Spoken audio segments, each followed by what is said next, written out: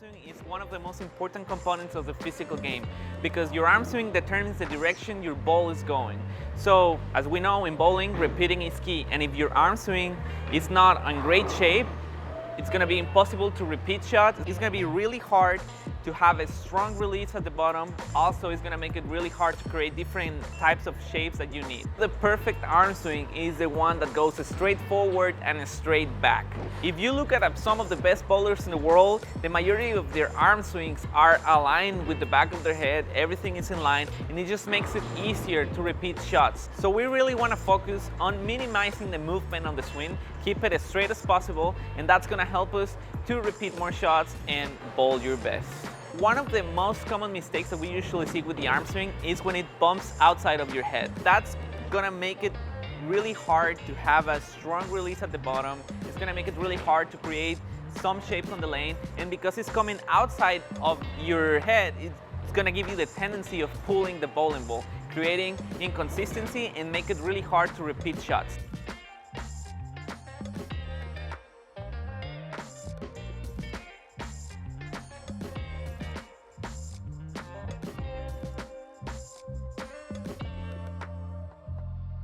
So you just saw me executing some shots, exaggerating my arm swing coming outside of my head, and as you guys notice, it's really hard to get that ball to the right. It gives you the feeling that you are muscling the ball, it gives you the feeling that you are actually trying to pull it, but it's not the case. What is happening is my arm swing, because it's coming from the outside, it doesn't let me get that room that I need in order to have a strong release. Also, it's impossible to throw it to the right, and most of the times you want to create that shape to the right in order to play the lanes certain way, and with my arm swing being from the outside, it's just not possible.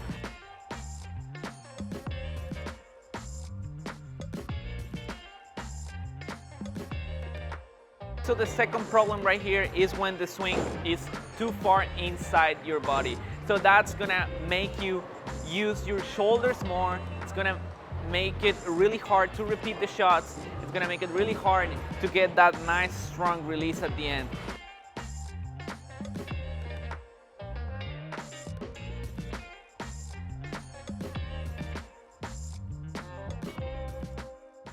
The second tip here is simply adjusting your speed.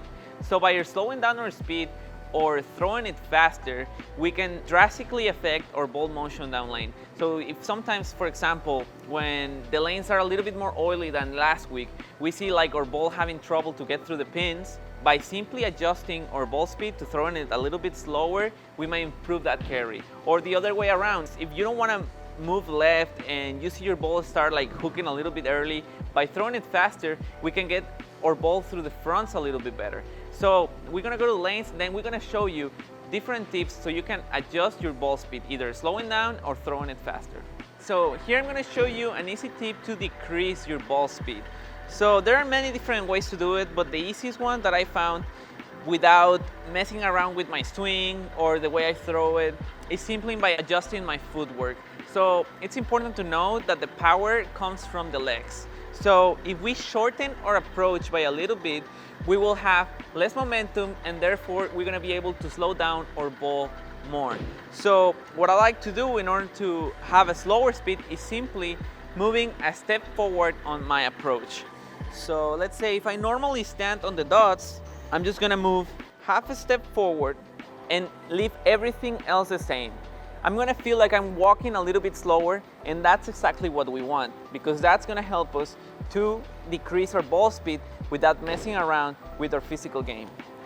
All right, so when it comes to increasing our ball speed, it's gonna be the same concept. Remember, our power is coming from our legs. So if we have a little bit more approach, we're gonna be able to get our feet moving a little bit faster. So what I like to do is simply, if I stand on the dots, I'm just gonna stand half a step a little bit backwards.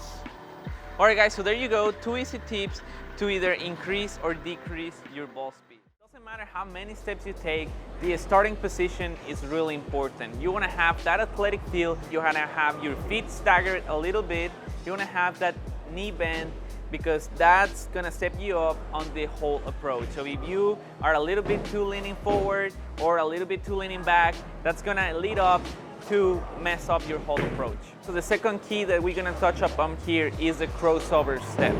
On the 4-step approach, that's gonna be your first step, but on the 5-step approach, it's gonna be on your second step. So the crossover step is really important because it's gonna give a space to the ball to get into your swing. So that's why it's really important, it's key. Of course, you don't wanna overdo it. If you do it too much, it's gonna lead to inconsistency. If you don't do it enough, it's also not gonna give enough space to the ball to get into the swing, and it's gonna lead to inconsistency. So you wanna make sure you have somewhere in between, you're crossing over your step, somewhere that you can do it consistently. So the next step that we're gonna talk about here is the 3rd step. The 3rd step, it's gonna be a normal step. You don't wanna overdo it, you just have to be a normal, straight step. And it's really important because it's gonna lead up to the most important step of them all, the power step. The power step is where all the power is gonna come, so you wanna make sure you do a normal straight step that's gonna lead you up to a strong power step. A lot of people think that the power comes from with your arm, with the release, with your elbow, but in reality, power comes from the legs, comes from the footwork. So that power step is gonna lead you up and it's gonna help you to generate all that power that you need to get a strike. So on the power step, you wanna make sure you are bending that knee, you're feeling that pressure on the ground, that it's gonna lead up to a slide. So the last part of the 5-step approach is the slide step. So you don't want to make a sliding to the right or too much to the left. You want to make sure it's a straight slide, and that's going to help you to be consistent. Also, it's very important to focus on posting at the line. Make sure you're bending your knee enough, also keeping that tray leg down. It's going to help you to be consistent throughout the whole approach, and it's going to help you to make more consistent shots. Thank you so much for watching. Like, comment, subscribe, and we'll see you on the next video.